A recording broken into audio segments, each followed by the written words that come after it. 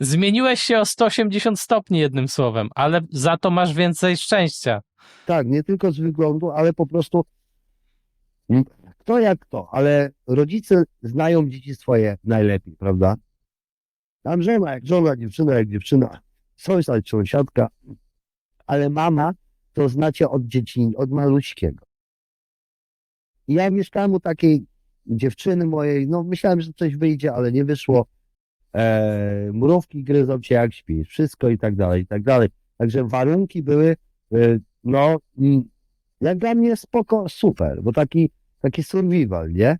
Ja to lubiałem. A moja mama, ja jej to pokazałem, a moja mama mówi, o, syniu, ja cię tak dmuchałam, kuchałam, jak ty tam żyjesz? Dziecko kochane, wracaj. Ja bym się tam nie odnalazła. Jak ty tam możesz być? Jak ty tam możesz... Ale później mi powiedziała, ale wiesz co, syneczku, ponad 10 lat jeszcze nie widziałam cię tak szczęśliwego. No kto jak to, ale mama prawdy zawsze powie. Tak, tam, tam były warunki takie, ale dla nas, Europejczyków, każdy mówi, panie Andrzeju, ile trzeba mieć pieniędzy, żeby tam przeżyć? I to jest właśnie dla mnie najgorsze pytanie, które mi może zadać, ponieważ nie znam odpowiedzi na wasze pytanie. Jeden potrzebuje basen, żeby się umyć, drugi wiadro. Jeden samochód, drugi rowerek, drugi bez klimy nie pojedzie. Więc ciężko mi na te pytania odpowiedzieć, ile potrzebuję. Dla mnie nie bieguję, nie żebram, nie mam nawet tego Patronite'a. Kto chce, pomagają mi znajomi. Tak jak w projekcie wędzonki na Filipinach, kiełbasa, szynki, boczki. Pomagają mi. Ale tu, ja mówię, ludzie budują domy z tego, z czego znajdą. Kawałek gdzieś tam blachy odleciało, komuś no, przez wiatr podniósł, zrobił sobie dach. Gdzieś tam to tak. I ludzie uśmiechnięci. Może nie mają Mercedesa, nie mają nawet malucha 126P, ale idziecie i hello amigo. I tam jest ten uśmiech ludzi. Tam mówią, że to jest fałszywy uśmiech, tak jak jest ta książka Tajski uśmiech, że to jest fałszywości i tak dalej. No nie zgodzę się. Ponieważ nieważne, budzisz się rano, wychodzisz na ulicę i ktoś się nie zna i się śmieje do ciebie i mówi ci hello amigo, no to ten twój dzień zaczyna się już pięknie, bo ktoś ci się uśmiechnął, ktoś ci powiedział hello, nieznająca osoba. To ci ludzie dają energię do życia tak samo. Wiadomo, nie wszyscy, jak to się mówi, nie ma zła bez nie ma dobroci bez zła. No musi być, żeby była różnica, prawda? Także no nie wszyscy, ale tak, Filipiny, jeśli na dłuższy okres możecie przyjeżdżać nawet do ambasady Kingsi, zobaczyć jak tu się żyje, czy na innych wyspach, no to jest wyspa typowo turystyczna.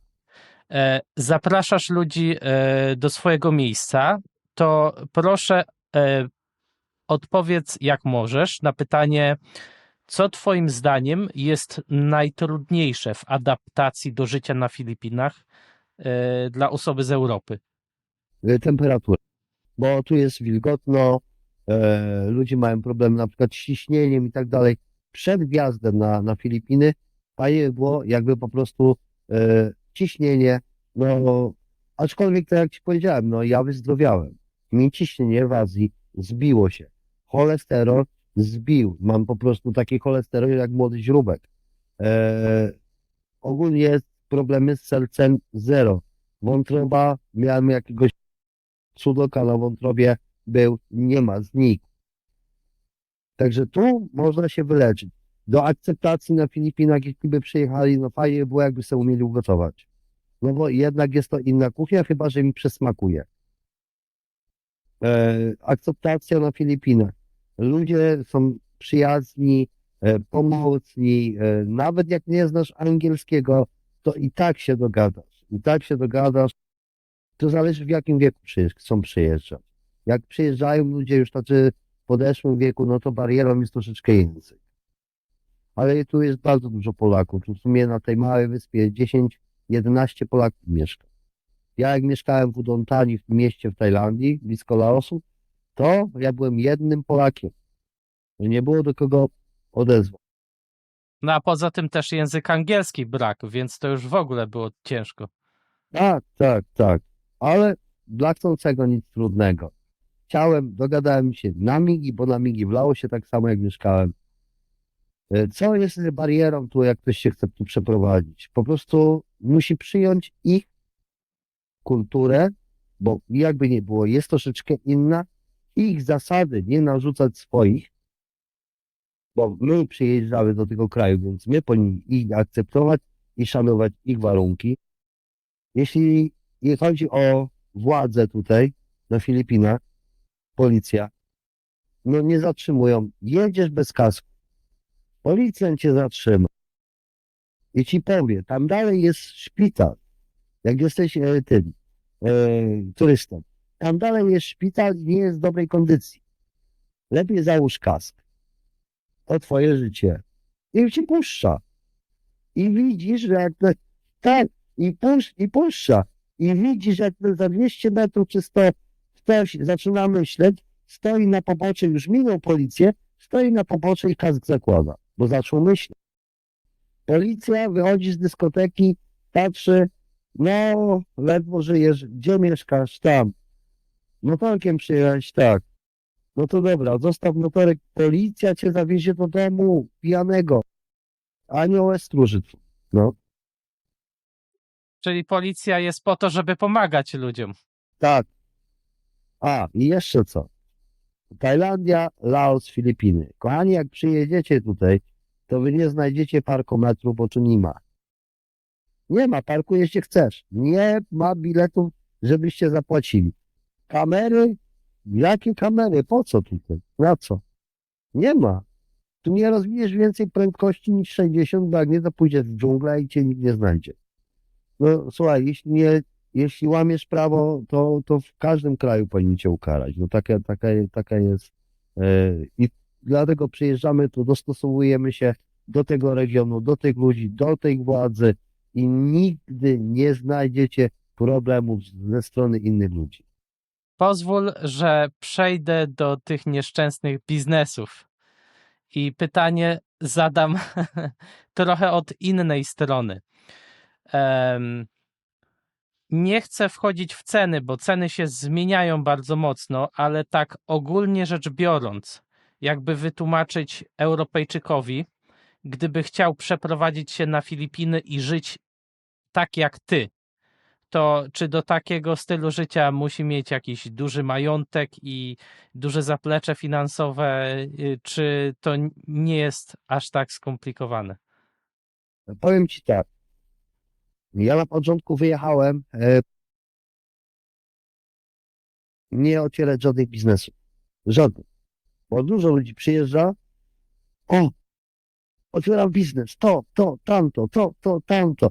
No mówić, znam jednego takiego gagatka, co chyba 3 czy 4 biznesy na dzień wymyśla, nie? Ja to już przeżyłem. Ja to przeżyłem, bo też w Tajlandii zainwestowałem, tu zainwestowałem, to my, ludzie z Europy, inwestujemy w coś, co myślimy po europejsku. I bardzo rzadko komuś jakiś biznes tutaj wyskoczy. Jeśli ktoś ma emeryturkę czy rentę, to niech już na tej emeryturce zasiedzi, bo mu to wystarczy. Bo tutaj, moi kochani, jak sobie kupicie tonę węgla, czy 2 tony węgla na zimę w Polsce, a zamiast węgla przyjedziecie tutaj na Filipiny, to macie to samo ciepło bez węgla. Taniej wam wychodzi. Bilety kupić wcześniej i przyjechać. Nie narzucajmy, tak jak powiedziałem, własnych biznesów, bo popłyniemy. Możemy po prostu wybudować resort, ale to i tak nigdy nie będzie wasz, na kogoś, spółki, ale to też jesteście zależni nie od Filipińczyków, tylko od klienta z zewnątrz. Jeśli wpadnie znowu jakaś tam zaraza, czy co, no to znowu popłyniecie. Jeśli otwieracie biznes, to otwierajcie to dla ludzi lokalnych. To znaczy, żubki filipińskie, to, tamto, bo turysta dzisiaj jest, jutro nie będzie. Jak ostatnio był ten sztorm, i prom nam zatonął. No i jak ten turysta by tu przyjechał, nie? Także jeśli otwieracie biznes w danym, ja tak myślę, ja tak bym zrobił. Aczkolwiek zero biznesów mam, bo ja pracuję online, mam 2 firmy w Anglii, czyszczące i nastawiałem się, to pizzę będę robił, to kiełbachę, to zapachę. No tak, Europejczycy się zajadają i jeszcze na przykład ludzie z daty 70 lat starszych, 60 lat, oni pamiętają te wędzonki i tak dalej, ale młodzież to bez McDonalda żyć nie może, nie? Na przykład. Więc to jest moje hobby, to nie był biznes. I przyjeżdżają tu, chcą inwestować. Ciężki orzech do zgryzienia. Po pierwsze, cokolwiek by tu biały nie wybudował, czy na ziemi to, czy tamto, nigdy to nie będzie tak na stałe. Także no, nie ma co inwestować w coś, co nigdy nie będzie moje, nie? I tam, a to będę robił, a to jakieś tam cudowianki, ale mówię, ale to Filipy nie zjedzą. Ale turystów jest tu dużo. No dzisiaj jest, a za tydzień może ich nie być. Także inwestycja, czy to Filipiny, czy to Tajlandia, zastanówcie się, bo możecie popłynąć. No. Także trzeba się liczyć z ryzykiem. Bardzo ciężko. Tak. Cwaniaków to tu nie jeden przyjechał i nie jeden pojechał z pusty. Także tu trzeba pomyśleć, posiedzieć, zaobserwować tych ludzi, posiedzieć rok, dwa, nie przyjechać miesiąc, dwa i ja będę tu wielkim biznesmenem. Bo co? Masz $2000 bo oni tyle nie mają. To nie chodzi o hajs, o pieniądze, żebyś posiadał dużo pieniędzy. Musisz posiadać konkretny plan na biznes, jeśli chodzi o lokalnych ludzi, nie o turystów.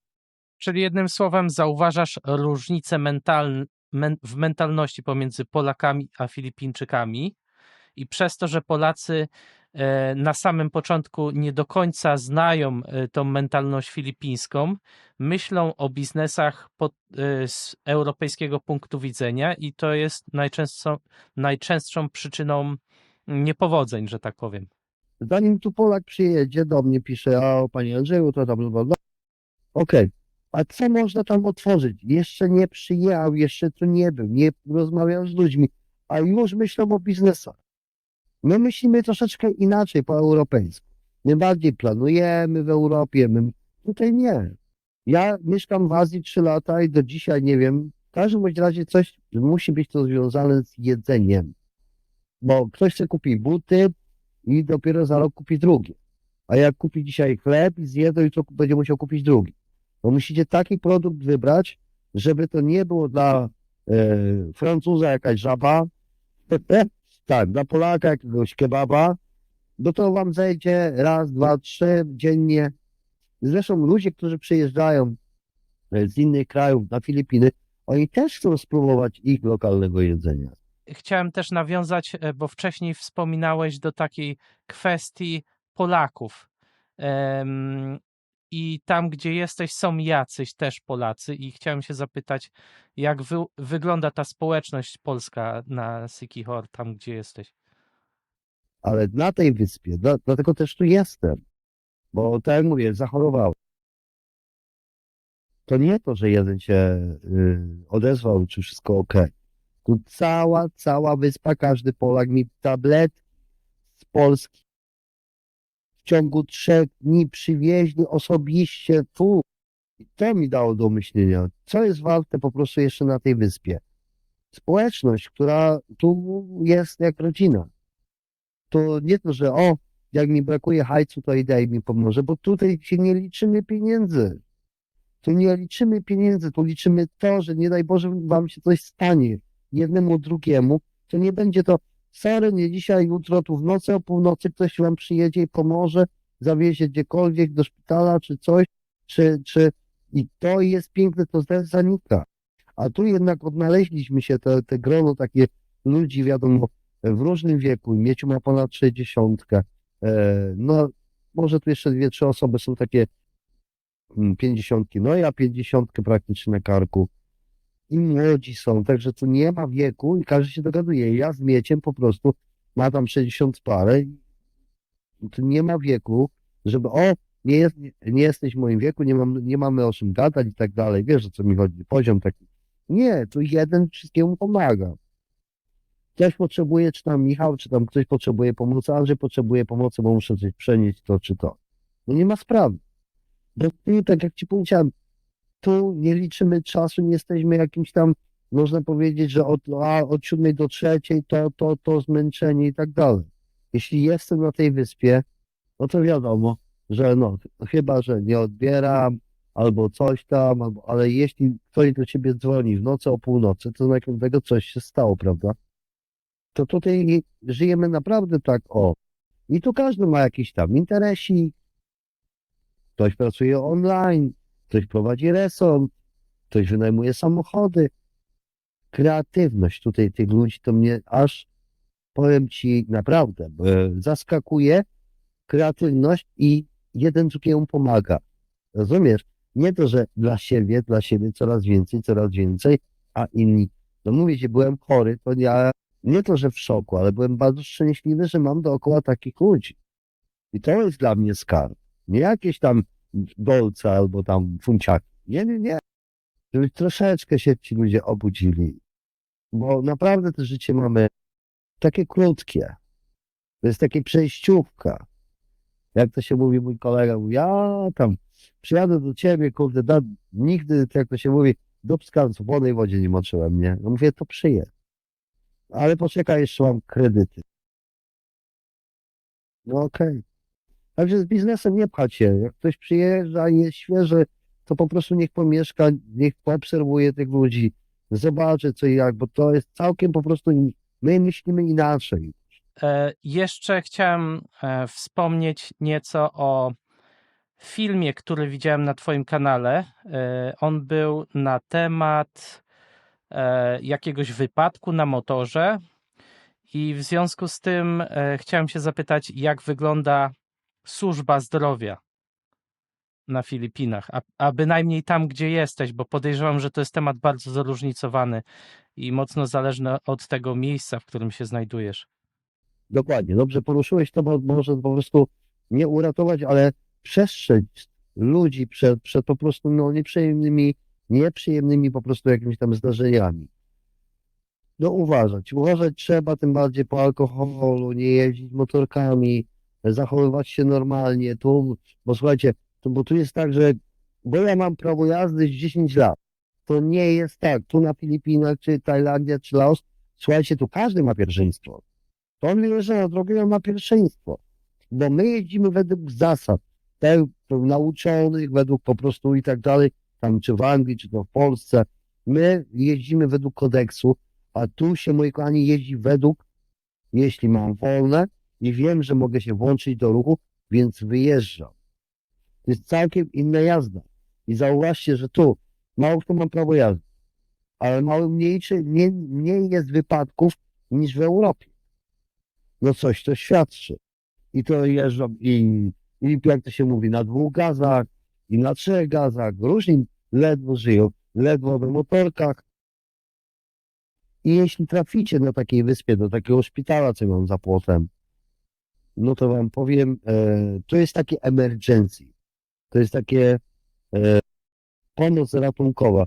Tu wam nie założą gipsu, no jak jest jakieś tam proste, to mogą, ale nie bardzo. No, jakieś większe komplikacje, jakieś większe po prostu naprawy kości albo coś, to tylko do Dumaguete. A do Dumaguete płyniecie 1,5 godziny. Chyba że samolotem parę minut. To jest czas, który musicie dostać się do szpitala.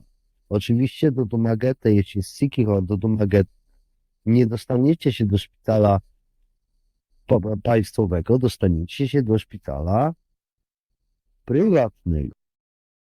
No i tu się zaczynają schody. Jeśli masz dobre ubezpieczenie, to okej. Pokryje, lecz nie musi.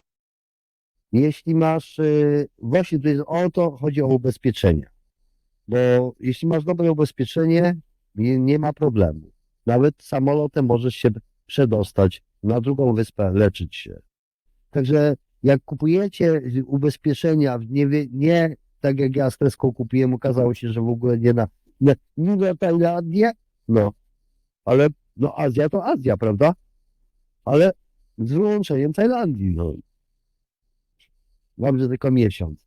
I to jest tak, że ubezpieczenia, jak czytacie, to taki zwykły, przeciętny Kowalski, on się nie zna, on by musiał to ubezpieczenie przeczytać 3 razy, raz od tyłu i jeszcze raz po prostu, nie wiem, w spa. Bo tam są ukryte takie kruczki, które po prostu, tak jak ja się nie znam. No, ty poleciłeś mi, bo po prostu masz pewne informacje co do tego i ty się na tym znasz. Więc możesz komuś polecić. Słuchajcie, ty lecisz tu i tu, na ile, tu i tu. Ile masz lat? Tyle i tyle. Ty się znasz. A wiesz, jak ja kupuję online, cyk, cyk, cyk, cyk, cyk. O, no nie wezmę tego, nie zaznaczę, będzie taniej. A może odhaczyliśmy najważniejszy punkt. Także jak nie macie jakiejś tam wiedzy, jeśli chodzi o odszkodowanie, nie marnujcie pieniędzy, bo to nie stracicie pieniądze i jeszcze będziecie mieli kupę problemów, bo tu na Filipinach, w prywatnym szpitalu, za zwykłego wyrwania na przykład zęba, czy wam się tam paznokcie odhaczy, czy coś, no to zapłacicie jakieś 500 euro, no a za dobę to jakieś czasem coś koło $1000 trzeba zapłacić za byle jaką wizytę. A jeszcze inny temat też chciałem poruszyć. Mianowicie bezpieczeństwo na Filipinach, bo niektórzy mogą się obawiać, nie mają wiedzy na ten temat, jak to z bezpieczeństwem jest. Czy jest bezpiecznie dla białego turysty z Europy, czy nie jest? Jak ty to czujesz? Co ja czuję, że jestem w najbezpieczniejszym miejscu na ziemi, ponieważ ja bezpiecznie się nie czułem nawet u siebie w Polsce, tak jak tu. Czy porywają, bo są różne filmiki w sieci tam krążą, jakieś partyzanci są, porywają okupy, turystów, to, tamto. Więc co ja tak siedzę i tak patrzę, mówię, że co niektórzy tu mają lepsze scenariusze od Komuszewskiego. Nie, tu jest bardzo jeszcze nie słyszałem, żeby tu kogoś okradli, tak na żywca, albo pobili. Nie, tu na tej wyspie nie. Możliwe na innych, ale nie byłem, więc nie mogę się wypowiadać, nie mogę powtarzać na przykład głupot, usłysząc filmik na przykład kogo innego. I sugerując się na filmiku pana Iksińskiego, bo on powiedział, że tam na Mindanao się tam cuda dzieją i tak dalej, tam porywają, tam to robią. Nie, kochani, nie słuchajcie tego. Jak się nie przekonacie bo tak dla jednego może być zupa zasłona, a drugiego tak. Nie mieście danej wyspy z opowieści jednego klienta. Bo każdy ma inny charakter. Dla niego to obsługa będzie do kitu, a dla drugiego będzie to jak dla mnie boska. Ktoś się zaśmieje, nie ma reszty, nie ma problemu. Oddasz mi jutro, tak jak dzisiaj. Poszedłem, kupiłem sobie na jedzonko. Ona mówi, że nie ma 3 peso. Mówię, no problem, give me tomorrow. A dla innego powie, a mi reszty nie oddała, bo to taka, to taka. Także każdy jest inny. Ta wyspa, mieszkam na niej ponad rok, mogę powiedzieć, że jest bezpieczna, bo co 3 miesiące będziemy po prostu z całą ekipą robić różne tripy na inne wyspy i wtedy wam mogę powiedzieć, jak jest na Mindanao, jak jest na Siargao, jak jest na Bohol. Ale to, że jak usłuchacie jakiegoś jednego youtubera czy jakiegoś tam i powiecie, bo tam porywają, nie wierzcie im. Nie wierzcie im, bo to jak... Znaczy, no dobra, jak on nagrał film, bo tam porywają. Okej. To zadajcie mu pytanie, kiedy ciebie porwali. Jego nigdy. Aha. Bo on słyszał od kogoś innego, a tamten słyszał od tego, co był tak pijany, że nie mógł do domu trafić. Także nie słuchajcie. No dobrze. Czyli trzeba być ostrożnym w słuchaniu takich informacji. Jeśli szukasz problemu, co go znajdziesz. No, także tu nie ma co chojrakować, stawiać się, bo ja jestem kim, albo przyjeżdżają Polacy i mówią, a, bo ja jestem biznesmenem, bo to, ale to kogo to obchodzi? To jesteś tam, nie tu.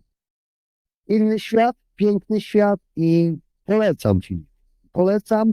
Jeśli chodzi o Siki Home, odpowiadam, no kładę głowę tu moją, mi nic się to nie przydarzyło. Wręcz przeciwnie, no wspaniale. Czy oszukują? Tak. Filipińczycy czy oszukują? Tak. Ale dlaczego? Dlaczego tylko Filipińczycy, a nie Polacy nie? Polacy też. Bo tu jest tak, idziesz, jest coś kosztuje 40 peso, idziesz dalej, cofasz się, kosztuje 60. Bo tu jest tak, czym bardziej jesteś bielszy, tym więcej płacisz. Albo z innego kraju. W Kołobrzegu kupowałem sobie kebaba. I ja zapłaciłem 20 zł za kebaba, za tego samego kebaba. Niemiec z tyłu za mną zapłacił 55 za tego samego. Więc słuchajcie, to, że oszukują, czy coś, to jest ulica biznesowa, to jest turystyczne miasto. Tak samo kosztuje kotlet mielony w Kołobrzegu, a kotlet w Kielcach. Jest 2 razy tyle samo. Z czegoś się muszą utrzymać. Marże jakieś są. Dlaczego oni mają drogo tutaj? Bo to przez turystów mają tak drogo. Także jeśli chcecie coś kupić taniej, tak, na takich wyspach jak Negros, dużych tych, nie turystycznych, to kupicie taniej. Bo to jest jedna cena, jak i dla Filipińczyka, jak i dla białego. Ale jeśli chodzi o Siquijor, no to my narzekamy, bo tu drogo. A co ma powiedzieć Filipińczyk, gdzie ma 10 000 peso i musi zapłacić po prostu tyle samo za tą, za latarkę, co biały, nie? Co biały to ma 200 peso, to zarabia, no niech będzie 20 minut, pół godziny. My im naprawdę tu krzywdę zrobili. Bo ta wyspa się przystosowała tylko i wyłącznie, wiecie, dla turystów. No ja rozumiem, Kołobrzeg i tak dalej, to samo. Ale Filipińczyk musi płacić taką samą cenę, a on mniej zarabia niż taki we Francji, Polak, Anglii czy Niemiec. Dlatego ceny są w górze. Ale jak się nie umiesz ugotować, no to trudno, masz problem. Czyli jak się chce, to się da i to jak się samemu wejdzie w temat, zamieszka się, to jest tanio. Można sobie to zorganizować rozsądnie. Bo przyjeżdżając jako turysta na Siquijor, za ten mój dom byś zapłacił 20 000 peso. Ja zapłaciłem 3500 peso miesięcznie, ale poprosiłem tutaj właściciela, bo właścicielem moim jest doktor. Poprosiłem go o naprawdę super internet, bo żebym miał ten filmik grać i tak dalej, i tak dalej. No to dał 9000 dał za samo podłączenie tego internetu i tylko mówi tak, Andrzej, a będziesz wypłacał ten internet? No mówię, nie, no mówię, no pewnie. 3000 mówię za chatę, 1500 za internet. Ja mu kiedyś powiedziałem, że w Anglii, jak mieszkałem i zapłaciłem po prostu w grudniu, ostatni miesiąc, 1 miesiąc za gaz, zapłaciłem 280 funtów za samo ogrzewanie. On tak popatrzał na mnie, jak wiesz, jak ja na jakiegoś świra, gdzie ja mieszkam. Ja mówię, a w Anglii. Ale to nie ma cię, mówię, to był mój ostatni rachunek, także wiesz. No. Także tu, posłuchaj, cały dom, no rachunki, no dobra, bo ja używam nie gazu, tylko używamy tej maszynki na prąd. No to wiadomo, trochę hula, nie? 700 peso, wiatraki, gotowanie, maszynka, ładowarki, laptopy za miesiąc. 50 zł, no. Ludzie kochani, 5 dych. Sezon zimowy. Za rachunki całe, za prąd. Tu masz więcej życia i mniej wydajesz. Przywiązujemy miłość, miłość, szacunek do rzeczy materialne, które tracimy na to pieniądze, później to wyrzucamy na śmieci, ale nie wyrzucamy pieniędzy. My wyrzucamy czas pracy. Czas swojego życia spędzony na pracy, zamiast go przeoświęcić na wyjście z rodziną na ryby, na grzyby, do kina, gdziekolwiek. Ludzie sobie nie zdają sprawy z tego, że tak naprawdę to nie płacą pieniędzmi, tylko płacą czasem. A czasu kupić się nie da i masz tylko go na krótki. Ale zobacz, żyjąc na tym świecie, tak jak my żyjemy tutaj w naszej grupie i nawet jak będziemy starzy, to jeden wspomnie drugiego. A pamiętasz, Paweł, to i to? No, pamiętam. Po sobie trzeba zostawić nie zardzewiałe Mercedesy, ale piękne wspomnienia. I ludzie tego nie wiedzą. Nie wiem, może wiedzą, ale do nich już to nie dociera. To są normalnie roboty. Że nie po sobie zostawić dom z willami, bo to i tak ktoś przejmie. Nie, bo to trzeba umrzeć kiedyś. Ale jak zostawisz piękne wspomnienia, to będzie z pokolenia na pokolenie, dom się rozwali, ale któryś z tych nie wiem, wnuczków powie, a mieliśmy takiego fajnego dziadka Tarzana w wieku 50, jak wyjechał. No, i pamięć po tobie, jak zostanie piękna, to jest, a nie jakiś Lamborghini, czy tam co. Dzisiaj jest Lamborghini, a jutro potem nie ma niczego. Podoba ci się Ferrari? Na przykład dla ciebie. Podoba ci się Ferrari? No, ładnie wygląda. No chciałbyś? Nie. Nie ma cię, nie jestem bezdomny, nie dam ci. Ja bym nie chciał, bo ja patrzę na świat trochę inaczej. Dobrze, no to jaki samochód byś chciał mieć, taki obojętny jaki, no. Mi pasuje taki, jaki mam, ponieważ ja patrzę tylko, dla mnie samochód jest po to, żeby spełniał swoją funkcję, żeby mnie przewiózł z punktu A do punktu B, był w miarę wygodny i żebym nie musiał poświęcać całego życia, żeby zapłacić za ten samochód. Dobrze. I ode mnie już masz kilo kiełbasy wiejskiej, porządna odpowiedź. Słuchaj, tak, jeśli się spotkamy, to ci uwedzę nawet u ciebie w domu. Słuchaj, bo każdy mówi, o Ferrari, jaki fajny, zajebiaszczy i tak dalej, Ferrari. Ale tak mówię do tych chłopaków, bo to tak się ślinią na te skośne okie. Ja mówię, a wziąłbyś Ferrari bez silnika? O, a po co mi takie? Odpowiedział sam za siebie, prawda? Nie wszystko. Tu chodzi charakter. Ja do niektórych ludzi mówię, słuchajcie, ja na przykład chciałbym się naprawdę zakochać, jak ludzie niewidomi, niemowa. Co oni czują? Czym oni się kierują? Nie oczami. To jest, musi być piękne. A to piękne oczy, gruby portfel, to jest tak szybkie, że nawet nie przytrzymasz tego. Jak przyjeżdżają tu, jojo, jaka słodka, jaka słodka. Mówię, to samo było w Polsce. Kobieta, która pojechała do Hiszpanii, czy Hiszpan, czy Włoch przyjechał do Polski, to było wow, o, ale ciacho. Rozumiem. Tak, no bo nie wiem, co szczerze mam i no, można powiedzieć, bardzo mi bliską osobę w Laosie.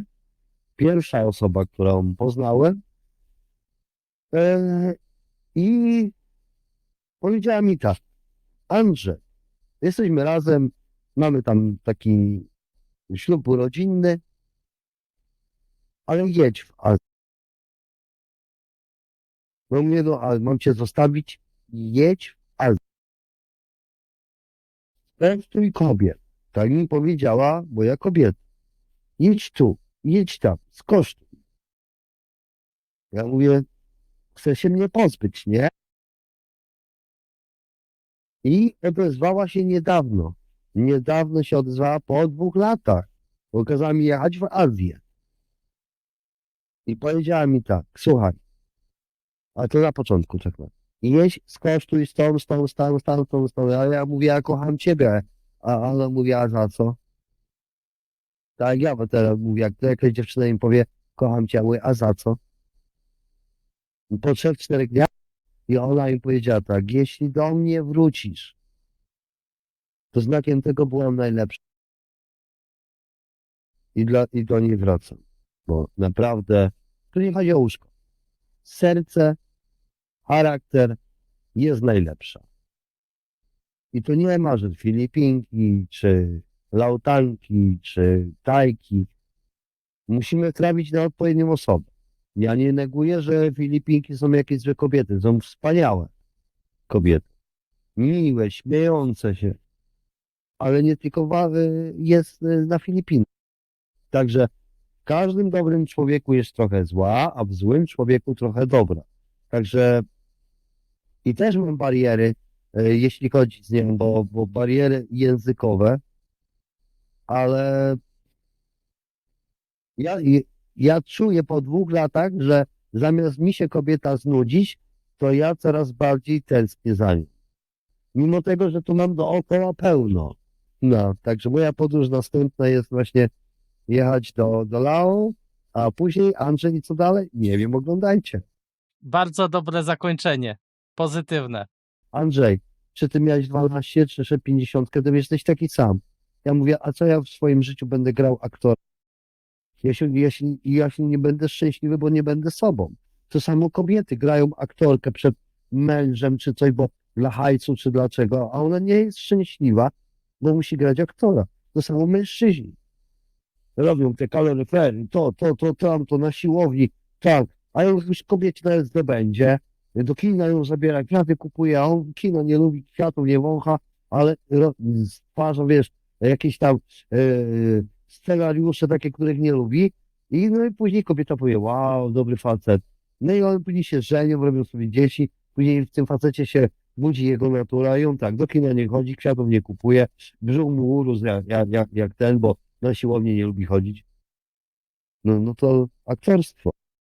To na pewno jest bardzo pozytywne i inspirujące doświadczenie i udowadniasz po prostu Polakom, że się da, jak się tylko chce. I to jest super miejsce do odwiedzenia ciebie, że można zobaczyć, jak ty żyjesz i można spróbować tego smaku i sprawdzić, czy komuś odpowiada i wtedy podjąć decyzję. Dokładnie, ponieważ moja ambasada to jest na jedną osobę jedna noc to jest, wiesz, 12 zł z rachunkami. To nie musi przyjechać do kurortu, do hoteli jakiś tam, wiesz. Po prostu po pierwsze jest bezpieczna, bo tu jeden sąsiad policjant, drugi sąsiad policjant, szpital za płotem, tak jak widziałeś na telewizji Polsat, za płotem, ale lepiej z niego nie korzystać. No ale tak przyjechać, zobaczyć i nie musicie mieć dużo pieniędzy. Bilet, załóżmy ile, ostatnio widziałem bilet za 2000 zł, bilet do Manili, z Manili do Dumaguete, a z Dumaguete to nawet jakby lądujecie w Dumaguete, a nie wiecie jak na prąd, to ja każdemu daję kontakt. Ja powiem tak, na koniec wywiadu. Hakuna Matata, kochani. I tym akcentem zakończymy naszą rozmowę i zapraszam wszystkich do przemyślenia tego i nie ma co się załamywać, tylko trzeba działać. Tak, nie przywiązujcie się do rzeczy materialnych, bądźcie jak żółw. To, co możecie, wam potrzebne jest do życia, uwierzcie mi, włożycie w plecak, bo jak wziąłem tableta, laptop, jedne majtki, jedna koszula, skarpet nie brałem, bo wiedziałem, że gorąco, to wszystko. Dziękuję ci za rozmowę. Trzymajcie się. Cześć. Cześć.